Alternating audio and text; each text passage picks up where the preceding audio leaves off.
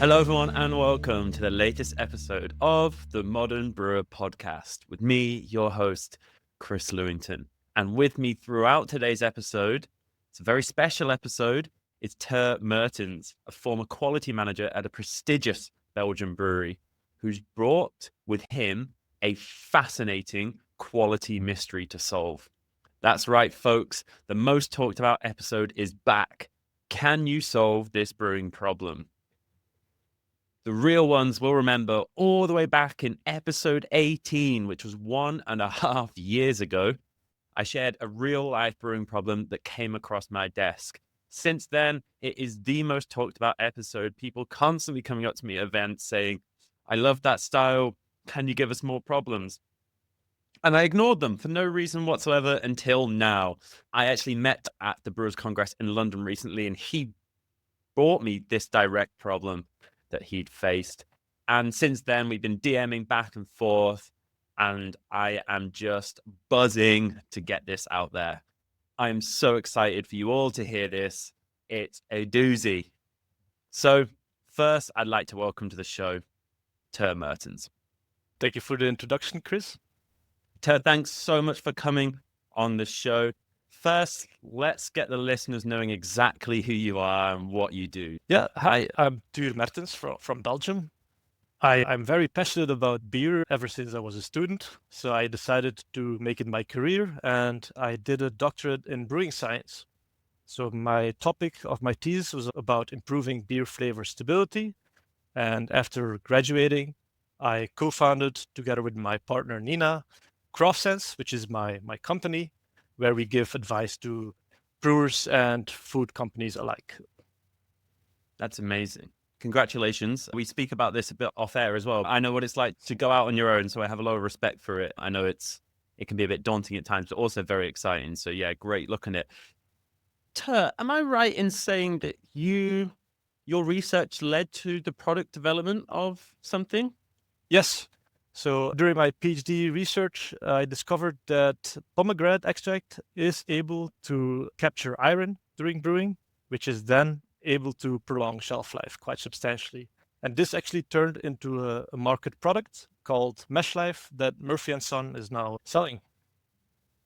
That's amazing, man. That's actually so good. I spoke to, I had Dr. Greg on 2 episodes ago, Dr. Alice Silkina on last one.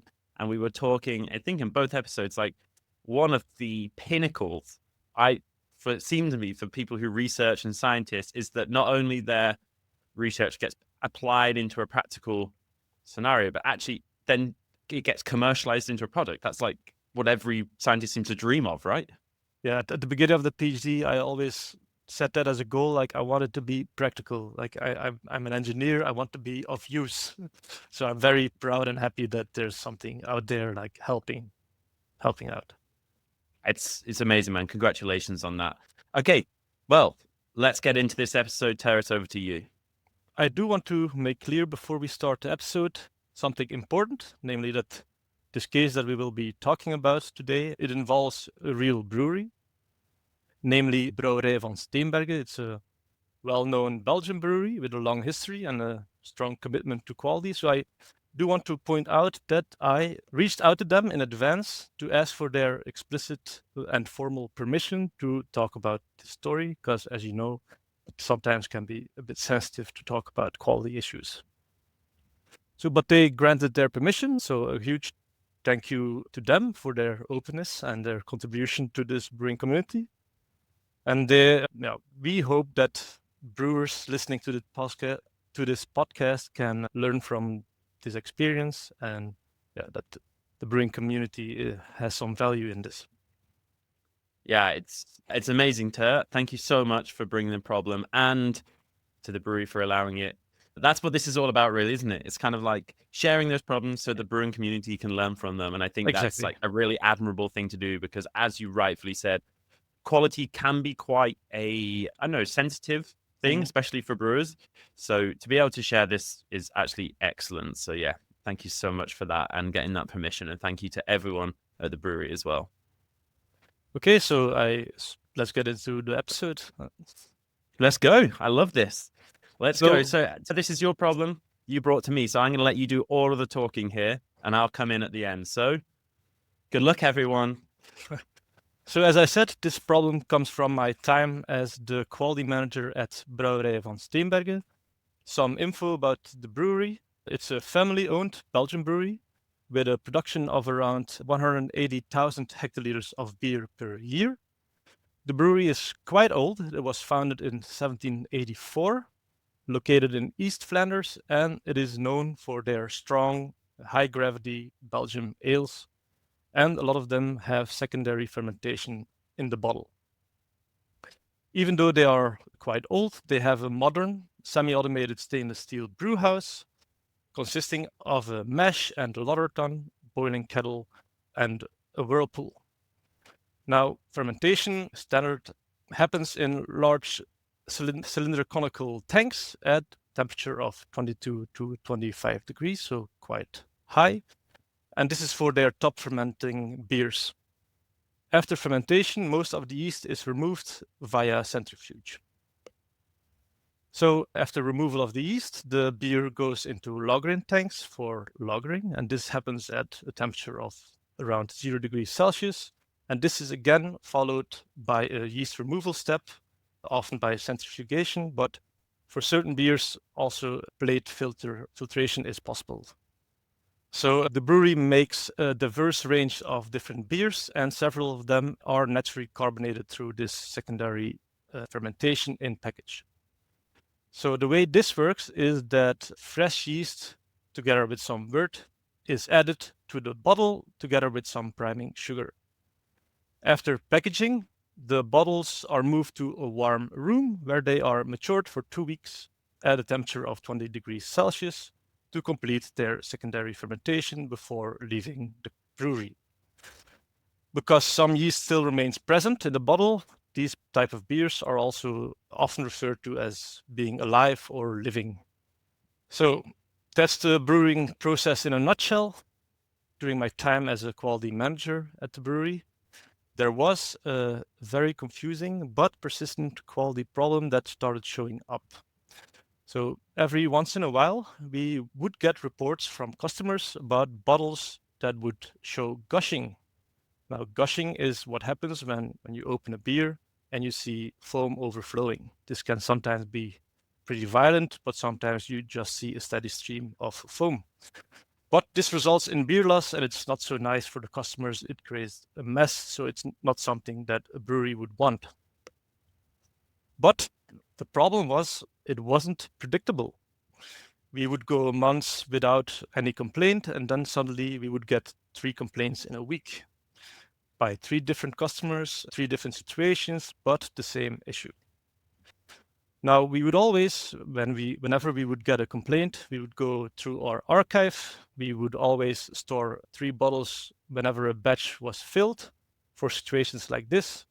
And we would go through a full quality control check. We would measure again the CO2 levels, the gravity, a microbial analysis, sensory, pH, packaging, the whole gist.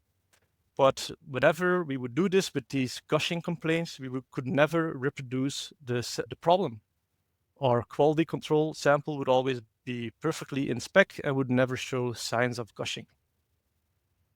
So there was no pattern, no reproducibility, no really red flags in the data. So at that stage, we would often attribute it to bad consumer handling. So maybe the customer transported the beer a bit roughly or stored it badly. Maybe the beer came out of the freezer, had some ice crystals that would cause it to gush. However, when I would talk to some veteran team members of the staff about this problem, they would mention that they came across this specific problem a few times in the past already.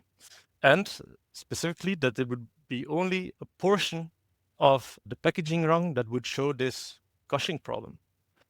So that was quite puzzling. So the beginning of a batch could be fine, then a few crates would gush, and then it would be fine again. So that they had noticed this in the past, but they could never really figure out where it was coming from. So this problem intrigued me. So I kind of made it my quest to solve this. So that meant that we would have to start looking at internal processes that were time dependent and would have to be specific to the filling process. So we started eliminating a few of the obvious suspects, like could it be overcarbonation, perhaps because we would be unevenly distributing the priming sugar or the yeast, but the priming sugar, no, because it would be added during the at the bright beer tank stage, and it would be homogenized, so that was not really possible. When we would look at the yeast dosage rate, we didn't see any fluctuations there, so also that was of the possibilities. Also, whenever we have a batch, we would measure CO2 levels before it would be shipped off, and those were always within specifications. So overcarbonation was scratched out. So could it have been contamination? Also here, no, we rarely, if ever, detected organisms in our beer. And we always tested them. If we would find organisms, it wouldn't leave the brewery. And the samples were always tested sensorically as well, and we never had any off flavors. So packaging faults, that was a working theory for a while, but we would see gushing complaints with new bottles, but also with the reused bottles. And every bottle would be rinsed before filling. And whenever inspecting a batch, we could never see any scratches or marks in the bottles. So that theory also quickly died out. Now, raw materials can also be a big source of gushing. So if you use malt that has a fungal infection, it can produce hydrophobins that create nucleation points and that cause violent gushing. But the violent gushing doesn't really match what we heard from the customers, for one. And we also always used the raw ingredients from well-respected companies that are certified. So no, that didn't seem plausible as well. Our water was RO treated, and we would add salts later on, one of which would be calcium chloride. Honestly, at this point, we didn't really have much to go on. We were a bit stuck. We didn't really know where to look until one day we got a lucky break. One of these gushing complaints came in again, but it was from someone from the area. So I convinced the customer to bring a few bottles at the brewery, and finally we had in our hands a faulty bottle. So we treated the quality control sample and the customer complaint bottle in a similar way. We chilled them, opened them, and lo and behold, the QC sample didn't gush and the customer's bottle did gush. So then and there, we really we saw that the problem was real and something must be going on that didn't show up in our quality control screenings. So what we did then was we poured both bottles gently. We decanted them, left about 1 centimeter of the liquid behind, give it a bit of a swirl, and put a few drops under the microscope. So what we saw there was a big clue. The QC bottle was clean, apart from some standard yeast sediment. We didn't see anything out of the ordinary, but the bottle that was gushing was full, the sediment was full of angular crystalline particles. So it was noticeably different from the QC sampled. So that was a big clue. So now we finally had something to go on. So that was the cause of the gushing, but still the question remained, the root cause, like why did we find these particles only in that specific bottle? Like why wasn't it the case for the whole batch?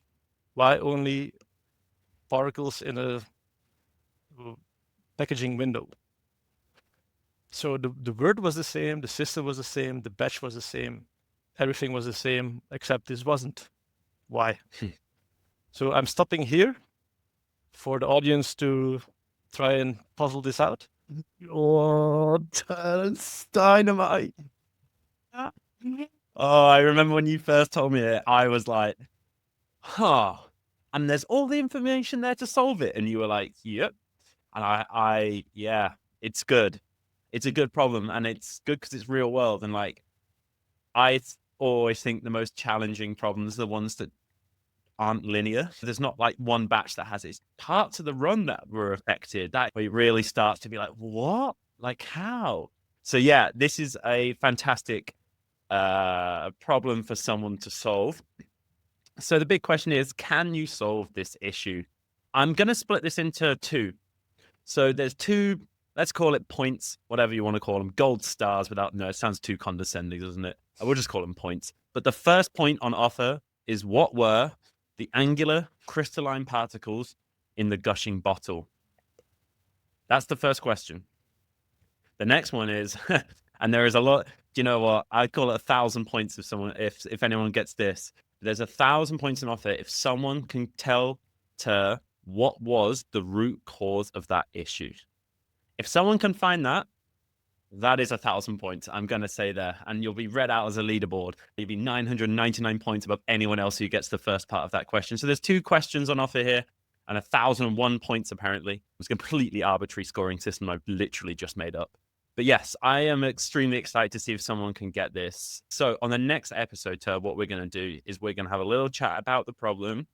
We're going to ease it. I'm going to try and get some stuff out of you, see if people can guess it whilst they get there. And then you're going to do the big reveal on the next episode, which will be just after Christmas time, most likely. We'll get that out there in that little Christmas break. So what I'm going to do is I'll leave a couple of email addresses in the show notes. Please send an email to us both with your first answer for the first question, which was, what were the angular crystalline particles in the gushing bottle? And then the second question is, what was the root cause of this issue? Okay. So we'll all see you after the Christmas break.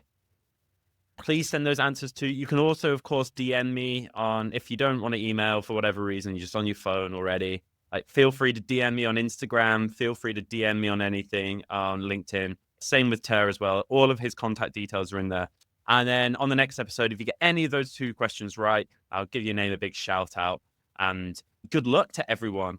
I hope everyone here has a great Christmas. Thank you so much for listening. And thank you so much, Tuur, for bringing this problem to us. And I can't wait for the big reveal on the next episode. Yeah, thank you, Chris. I'll catch you on the next episode of the Modern Brewer Podcast.